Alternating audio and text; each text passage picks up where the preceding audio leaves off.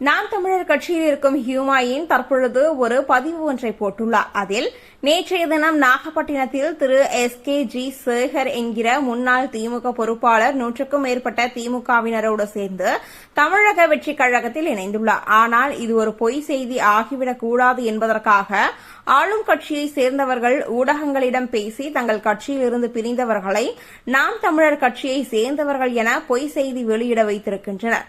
திரு SKG Sekar ஒருபொழுதும் நாம் தமிழர் கட்சியில் இருந்தவர் அல்ல. அவரோடு தமிழக வெற்றிக் கழகத்தில் இணைந்தவர்களும் நாம் தமிழர் கட்சியை சேர்ந்தவர்கள் அல்ல.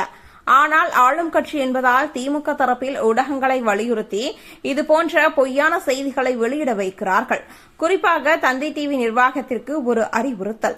உங்களது நிருபர் ஸ்ரீதர் அனுப்புகின்ற செய்தி உண்மையா பொய்யா என்பதை பரிசோதனை செய்து வெளியிடுங்கள். அவர் ஏன் இப்படி பொய் செய்திகளை அனுப்புகிறார் என்பதை குறித்து ஆய்வு செய்து பாருங்கள். இதுகுறித்து தந்தி டிவி நிர்வாகத்திற்கும் தெரிவிக்கப்பட்டிருக்கிறது. இந்த சம்பவத்திற்கு பின்னால் மிகப்பெரிய திரைமறைவு வேலைகள் நடைபெறுகின்றன. எல்லாவற்றையும் ஆதாரத்தோடு வெளிப்படுத்த நாகை மாவட்ட நாம் தமிழர் கட்சியினர் மிக விரைவில் பத்திரிகையாளர்களை சந்திக்கவிருக்கிறார்கள். திராவிட மாடல் ஆட்சியில் ஊடக அறம் என்பது அதிகாரத்திற்கும் பணத்திற்கும் விலை போகின்ற ஒன்றாக மாறிவிட்ட நிலையில் ஜனநாயகம் என்பதே இல்லாத நிலை ஏற்பட்டுவிட்டது. இதற்கு வன்மையான கண்டனங்கள் என்று தற்பொழுது நாம் தமிழர் கட்சியின் மாநில ஒருங்கிணைப்பாளர் மு. ஹுமாயூன் கபீர் தற்பொழுது இந்த ஒரு அறிக்கையை வெளியிட்டுள்ளார்.